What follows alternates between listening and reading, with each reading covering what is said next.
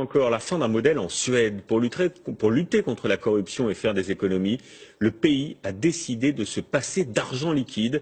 Autrement dit, les pièces et les billets pourraient bientôt disparaître. 80% des achats se font d'ores et déjà par carte bancaire. C'est une révolution qui pourrait séduire d'autres pays. Sur place, Amaury Guibert nous raconte avec Brice Boussoir. Tout payer par carte, oublier l'argent liquide, une petite révolution que l'on a testée en Suède avec un porte-monnaie totalement vide. Je vais quand même essayer de voir s'il est possible de faire ses achats au quotidien sans argent liquide. Et la première étape, c'est ici au marché. Dans cette halle de Stockholm, entre tous les étals, nous commençons par le boulanger. Un pain de campagne qui coûte 5 €. Je n'ai pas de liquide, je peux payer par carte? Aucun problème, la carte est acceptée quel que soit le montant.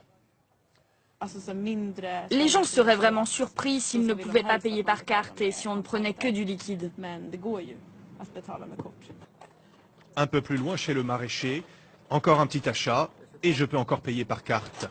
Il n'y a jamais de montant minimum, alors les Suédois ont très vite pris le pli.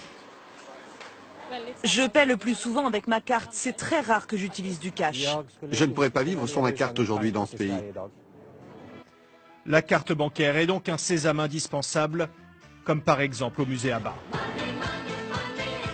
Ici, la caisse n'accepte pas de liquide. Le légendaire groupe de pop chantait Money, Money, Money. C'était il y a 40 ans, une autre époque. Depuis, la Suède a fait sa révolution monétaire. Les banques ont supprimé les distributeurs les uns après les autres. À la clé, moins de frais de gestion, moins de braquage. 20% seulement des achats dans le commerce se font encore en cash. Un changement d'habitude si rapide que personne n'a pu résister, pas même les échoppes de rue, comme ce vendeur de hot-dog. Je peux payer par carte? Certes, il paye une commission sur chaque transaction, mais cela en valait la peine. On a commencé à accepter la carte parce que sinon on perdait des clients. Et maintenant on en a plus. Tous les jeunes qui ne savent pas compter notamment, ils paient tous par carte. Plus de pièces, plus de billets. Mais comment font ceux qui en dépendent pour survivre? Devant le métro, voici Pierre, un SDF, qui vend le journal. Je n'ai pas de liquide, comment je peux en avoir un? Vous pouvez acheter un journal avec Swish sur votre téléphone. Swish, une application créée par les banques suédoises qui permet en 2 clics de faire des virements. La moitié de la population l'utilise. Pierre peut donc vendre son journal, mais il ne peut toucher plus que le prix indiqué, alors que les gens sont souvent plus généreux quand ils payent en espèces. Oui, ils donnent souvent plus, en particulier au moment de Noël.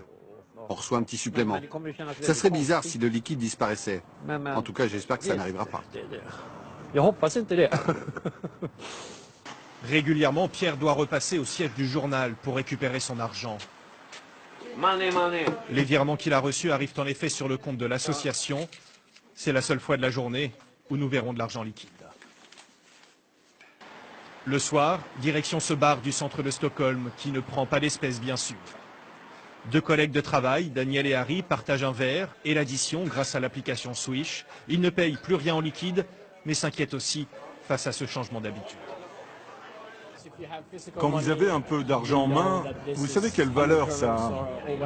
Mais si vous avez la même somme sur votre compte en banque et que vous pouvez la transférer aussi facilement par Swish, vous perdez la notion de la valeur de l'argent.